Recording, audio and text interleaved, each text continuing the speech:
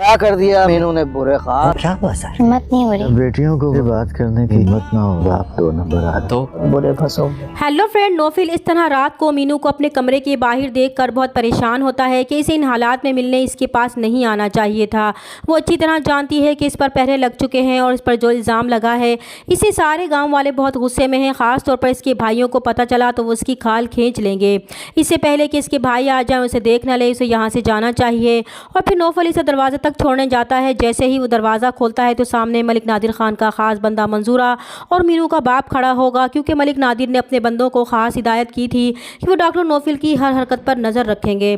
تبھی مینو جب ڈاکٹر نوفل کے گھر جاتی ہے تو ملک نادر کے بندے جو پل پل کی خبر اسے دے رہے تھے وہ مینو کے بارے میں بھی بتاتے ہیں. تو وہ مینو کو رنگے ہاتھوں پکڑوانے کے لیے مینو کے باپ کو بھی اپنے بندوں کے ساتھ وہاں بھیجتا ہے. اس لیے جیسے ہی مینو اپنے باپ کو دیکھتی ہے تو حیران رہ جاتی ہے، لیکن مینو کا باپ اسے دیکھ کر خاموش رہے گا، لیکن وہ بہت زیادہ دکھی بھی ہوگا. اس لیے وہ مینو کو لے کر گھر چلا جائے گا. لیکن مینو نے ان کے دل کو ٹھیس پہنچائی تھی، کیونکہ انہوں نے ہر مشکل میں مینو کا ساتھ دیا تھا اور وہ بھی اپنے دل کی ہر بات انہیں بتاتی تھی. لیکن اس بار مینو نے انہیں شرمندہ کر دیا تھا.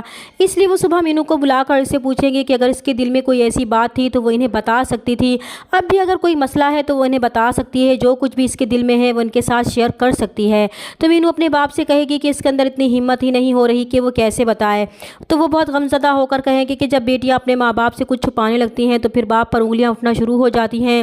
وہ جانتی ہے کہ انہوں نے اس پر کبھی کوئی پابندی نہیں لگائی، کیونکہ انہیں معلوم ہے کہ ان کی مینو کوئی بھی ایسا کام نہیں کرے گی جس سے ان کا سر جھکے. اگر وہ انہیں نوفل کے بارے میں بتا دیتی تو آج یہ نوبت ہی نہ آتی. اب بھی وہ نہیں چاہتے کہ گاؤں والے اس پر انگلیاں اٹھائیں اور اس کی عزت خراب ہو، لیکن مینو شرم کے مارے اپنے باپ سے کچھ نہیں کہہ پائے گی. تو وہ سمجھ جائیں گے کہ مینو ڈاکٹر نوفل کو پسند کرتی ہے.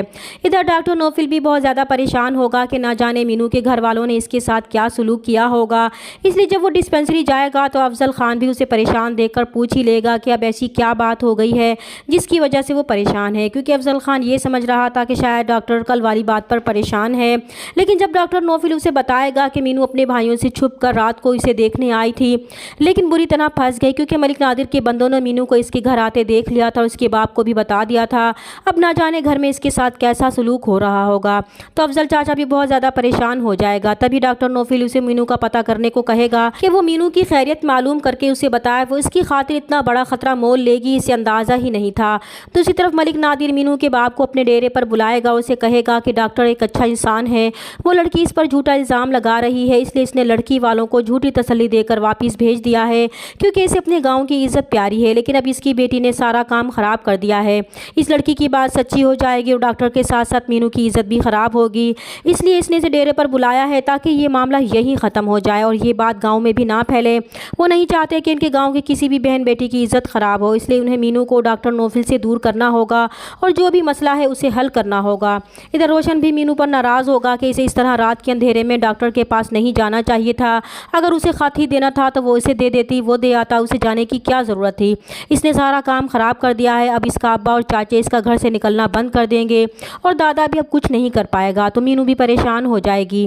دوسری طرف ملک نادر دوبارہ ڈسپینسری جائے گا اور ڈاکٹر نوفل کو بلیک میل کرے گا کہ وہ نسرین کو کیس واپس لینے کا کہے، کیونکہ وہ لوگ صلح کرنا چاہتے ہیں اور اپنے کیے پر شرمندہ بھی ہیں. تو ڈاکٹر نوفل اسے کہے گا کہ اگر وہ ایسا نہ کرے تو وہ کیا کریں گے.